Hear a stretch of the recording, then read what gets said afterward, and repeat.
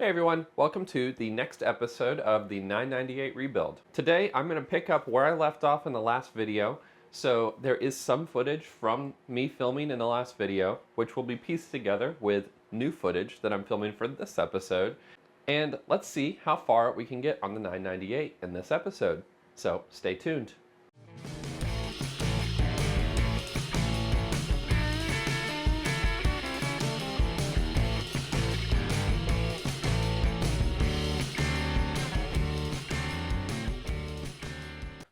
Okay, for this last step, you're going to need something called a piston ring compressor. And effectively, it's just a piece of like ribbon metal that you can tighten down and squeeze the rings on the piston to their tightest point. So I have to warn you guys, this part of the process can be a little annoying. And don't worry, it's annoying for everybody, whether you've done it a million times or one time. So it's just a process of learning and trying to make it work the best that you can. So the first thing that you're going to want to do is double check that all of those piston rings are in the orientation that you want them to be in. And then normally I'll take this and I will set this on like the edge of a table or in a vice grip. Unfortunately, my camera is set up on my vice grip right now, but I'll set that on the end of the table and then I'll take my ring compressor and tighten this down so it squeezes those rings down. Now you're going to want to do your best to get this as tight as possible because it's only going to serve you. And then you're going to slowly lower your piston down into the combustion chamber or into that cylinder. And now this is kind of the fun part. So normally what I do is I take my rubber mallet with a wood end, I take it here and I just kind of give it a little tap. Now at this point you might get stuck. You do not want to force this into the piston. But what happens sometimes, like right now, is one of the rings has slipped out just a tiny little bit, just enough to prevent me from going down any further. So what I'll normally do is try and tighten that back down, give it another little love tap, and if that doesn't work, you're going to have to bring it back out, which sucks, but it's kind of the name of the game. And you double check to make sure that the ring isn't coming out of this ring compressor. And in my case, it actually doesn't look like it is. So let's slide that back down and give it a few more love taps to see if we can get it in there.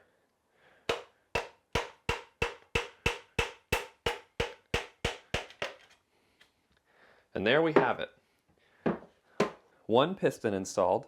And while you're doing this, make sure that you're taking care to look on the bottom side of your motor to make sure that the crankshaft isn't impacting anything that it shouldn't, because the metal on your connecting rods can damage the face of that crankshaft. But in this case, it's not. Press our piston in a little bit more, and we're going to line that up with the crankshaft. Now let's see if I can get you a little bit better view of the bottom side of the motor here. So you can see here the two ends are starting to wrap around that crankshaft, but it is free, so it's loose. And you're going to want to make sure that you grab the other end of that cap, and at this point you want to just put the cap on hand tight. We're going to go through and tighten these all down to spec in a little bit, but for right now we're just going to put the cap on so that the crankshaft can be rotated around without bumping into anything and without damaging those connecting rods as we put the additional pistons in. All right, and that's all there is to it. So now we're just going to repeat that step with piston 1, 2, 3, 4, and then hand tighten all of those to the crankshaft on the bottom end of the motor. And then I'll move into how to torque those to spec and to make sure that everything's working properly.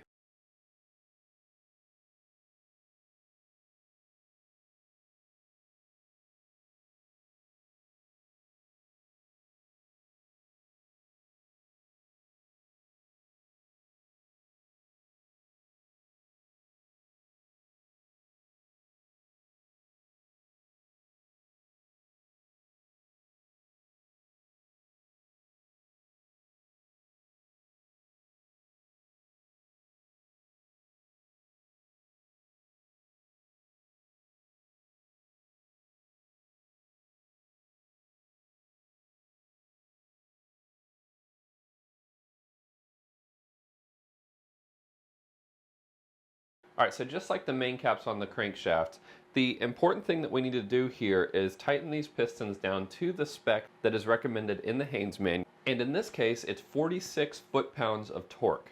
And we're going to get our torque wrench out and we're going to tighten all of these bolts that connect the pistons to the crank to 46 foot-pounds of torque. Now, just like with the crank, you're going to want to do these in an even pattern. So you tighten one side down a little bit, tighten the other side down a little bit, and you're going to bring it in evenly. That way this isn't all awkward and weirdly torqued down.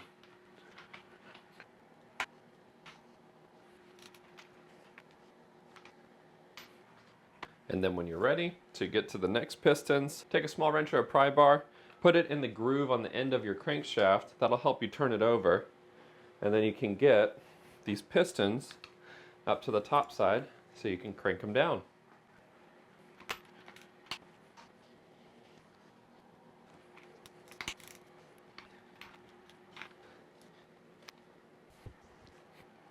All right, so next thing we're going to do is put our oil pump in and our camshaft as well as our timing system. Now this stuff needs to go in kind of a specific order. If you don't have your oil pump on, your camshaft, when you pass it through here, is just going to fall right out this end when the engine's upside down or on another plane. Obviously, if you have your motor horizontal, this is less of an issue, but I find it's much easier to put a camshaft in straight from above, and then you can kind of feed it down slowly and through all of those new bearings. But first up, we're going to put this oil pump in as sort of our catch for our camshaft. But before we do that, we want to make sure that this oil pump, we want to do one last double check to make sure that this oil pump matches up with this end of the camshaft. Because if they don't match up, when you set this camshaft down in there, it's not going to work. So in this case, we have something called a slot drive, and we've got these mated up, and this is going to spin the oil pump just fine. So let's get this face cleaned so that when we put the gasket on here, it actually seals up tightly and properly.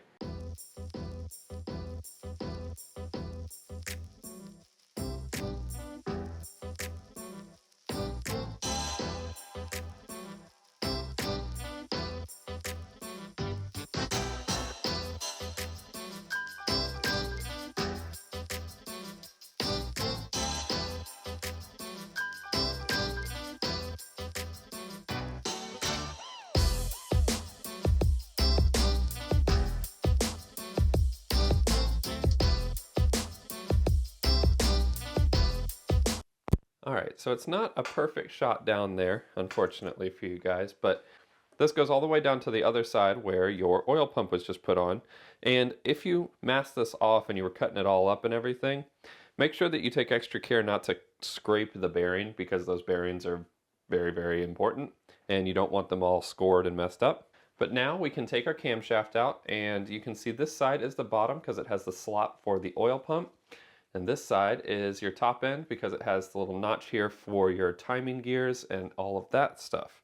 I'm going to go ahead and reapply another coat of the assembly lube on this to get it nice and lubed up. Even though these bearings have it on it, I just like to reapply. And then once we do that, we can run this down into the block. Now with this, you're just going to want to go really slow. Take your time. There's no rush to get this down in there. And you want to just lower it down in there so it can set down in those bearings nice and tight.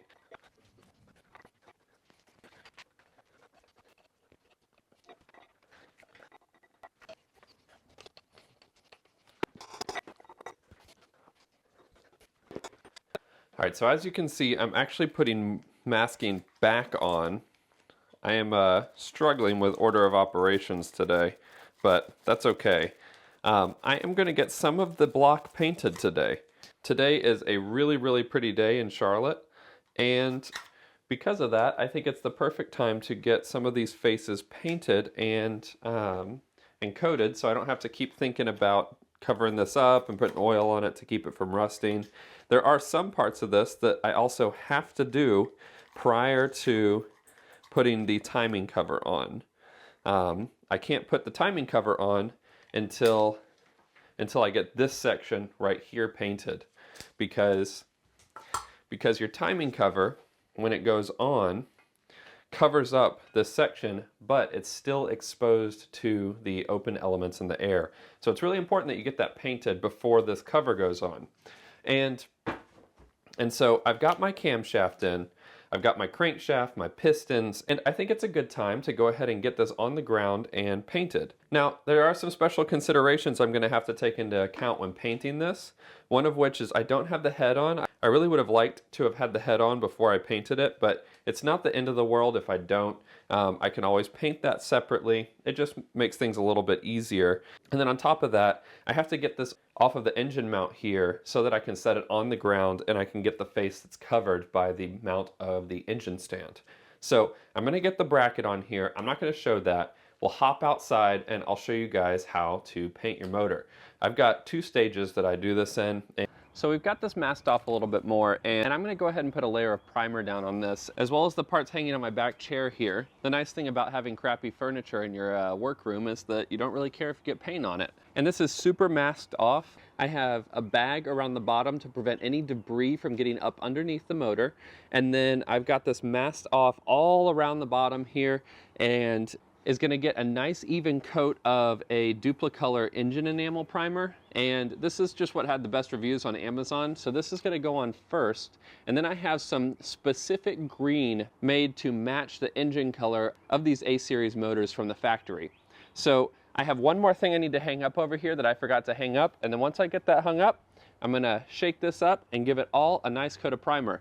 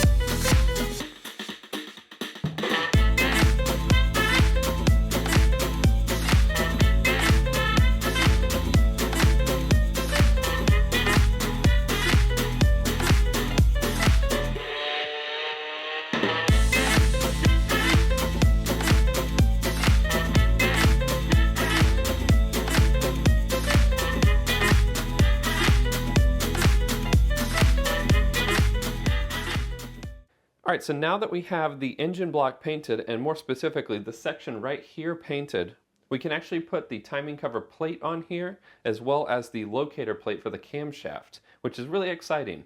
And then after we put that together, we're going to be able to move on to the actual timing gears.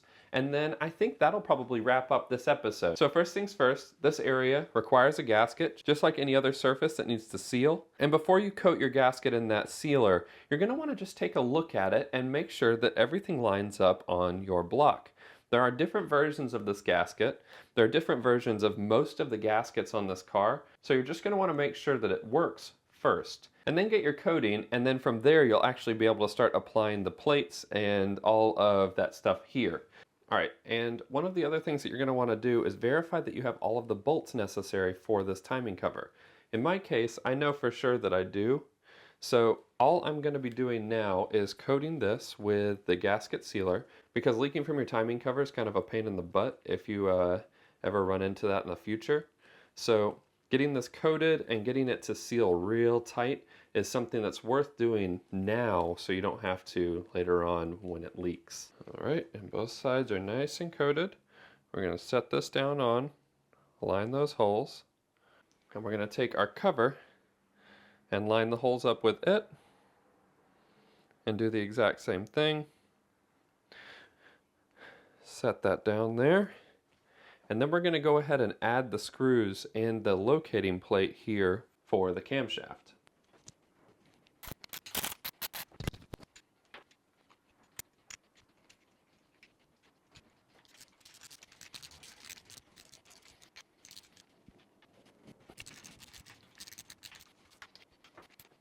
Alright, so now that we have this plate on, the next thing that we're going to want to do is put our timing gears on. Now, the timing gears are obviously very important. They help to set the timing in your car. And you can actually see on these timing gears two small dots, one on each gear. And those dots need to be lined up between the two gears when you're pressing them down onto the face of your timing cover here. If they're out of line, your car's not going to run. And realistically, it can cause some really major problems with your car. So really, you need to get these perfectly lined up as you're putting this on your camshaft and your crankshaft. This big end goes on your camshaft and the small end goes on your crankshaft. Now, you might be able to see here too, there's a small notch in the gears. There's also a small notch on your crankshaft and your camshaft. So you'll likely have to rotate your cam and your crank a little bit to find the sweet spot to get these things to sit down on there and get lined up like so. So I'm going to rotate these a little bit, get it into mostly the spot that it needs to be in, and then we can press these on. Now in the past when I've done this, the easiest way to actually get this camshaft to spin once it's in here is to actually set this gear down on the camshaft a little bit here, and then you can spin it using that gear like so. And you'll want to spin it around until this dot is down at the bottom. When it's down at the bottom like that, let me actually move this camera. This should be more oriented to the way that you would actually be doing this. But I've set this down here and my dot is down pointing towards the crankshaft. So I'm going to pull this gear back off, and then I'm going to do the exact same thing with the gear on the crank. Now the nice thing about the gear on the crank is that you don't have to try and spin the crank using this little gear. You can reach down to the bottom and use a flathead screwdriver and notch it into the other end of the crank, and you can spin it like this and point it towards your camshaft. So now I'm going to take this gear back off, and then what you'll want to do is just set them back into this chain like so. And I usually hold the chain like this. Your gear's not going to fall out. And then I try and line up the dot on the gear while it's hanging. I know it's really hard to show you guys, but there you go. I've got my dots lined up as best as I can. And then all I'm going to do is set this down on the crank first, because it's the taller one. And from here, if it doesn't start to go down pretty easily, you can get a little rubber mallet and start tapping it down. And it's about, and this part is really just about trying to finagle this down here in a way that is going to allow it to set down on the notch on the end of the crank and the cam. And it's kind of a challenging job, because it never quite wants to just fall right down on there, because that would be way too easy.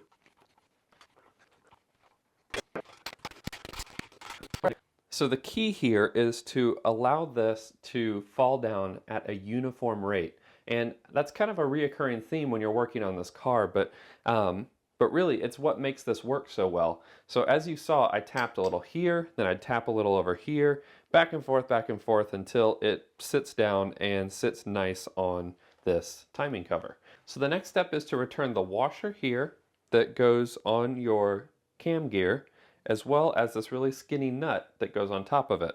Now on your little washer here, one side should have an F on it, and the side that has the F on it should be facing away from the chain. Of course, the washer that came off of the car does not have that, and I don't have a replacement washer. But that's not the end of the world. I can still refit this. I know that it goes down this way because there's a small notch right here for it to sit down in. Goes down, sits on top of that, and then you return your nut to the top of your new camshaft.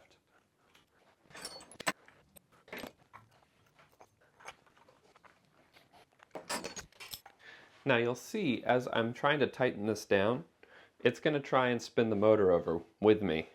And it's not the end of the world, but we do need to keep it from doing that. And I've found that the easiest way is to grab a small pry bar and move this forward a little bit until you're exposing one of these nuts down here.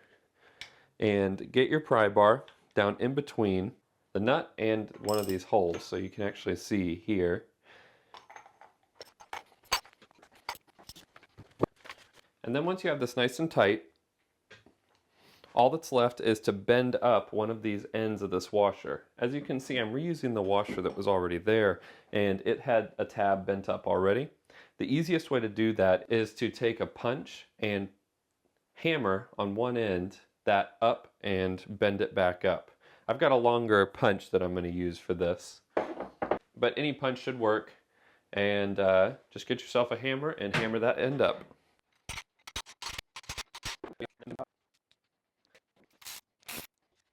Now, one thing I did forget to show you guys was the timing chain tensioner, and this is going to need to get installed as well to add tension to your timing chain. This is here to keep it tight and to keep any sort of play out of your chain. It's pretty straightforward. This bottom bolt is going to act as a pivot point, and then you can see here there's a little bit of space. This isn't a perfect circle here, and you press this in to take in the slack that's on your timing chain. So I'm going to tighten up the bottom one, not fully tight, just enough to where it holds it kind of flat, and then I'll be able to tension this and press this in to keep our chain nice and tight.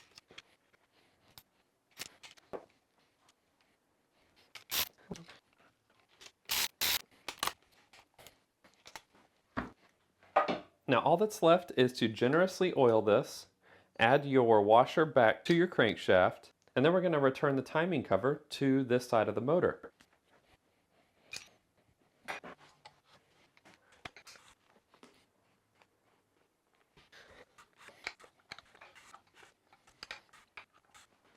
Cool, that's nice and gross, and we can go ahead and return this plate. Alright, so all that's left is to return your timing cover to the timing gear and everything. That's all buttoned up now. And you'll want to make sure you don't forget in this washer, but you're going to slide everything back on and over. There's also one more gasket that goes around the edge here. Don't forget that, because if you do, it's going to leak oil.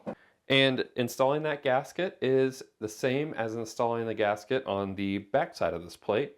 Just get your sealer, put it on there, and then press it down on.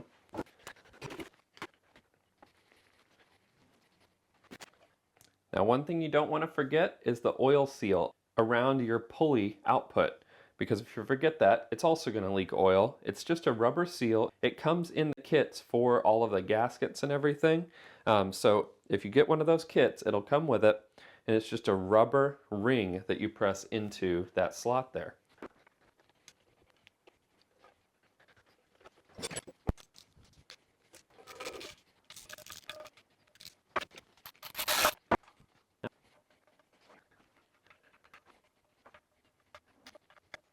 Alright, so that wraps up this episode of the 998 rebuild, and this thing is really starting to come together. Looking forward to seeing this all buttoned up and put back together. Now, I probably won't be releasing another full DIY episode or an engine rebuild video, but before I hit the road up to CMU 59, which is the next big event that's happening. That said, I am going to have coverage of that event. I'm not sure how I'm going to do it yet. This is my first time doing an event, so it'll be a learning experience, and we'll see how all of that goes. As with the other engine rebuild videos that I've done so far, a big thank you to 7 Mini Parts for sponsoring this build. If you guys need mini parts and you're in North America, check out the link in my description and head over to their site. They have a huge selection of affordable classic mini parts that will be perfect for your classic Mini if you need anything to repair it, upgrade it, whatever. But as usual, if you have any questions about the things I did in this video, or you have any feedback about the things I did in this video, head over to the comments section, let me know, and I'll try and answer any questions that you have. And if you really like what I'm doing with this engine rebuild, if you like these kinds of videos, hit the thumbs up. That'll let me know that you like what I'm doing, and it helps me out with YouTube quite a bit. But anyways, that's it for this episode. Thank you so much for watching, and until next time, enjoy those minis and motor on.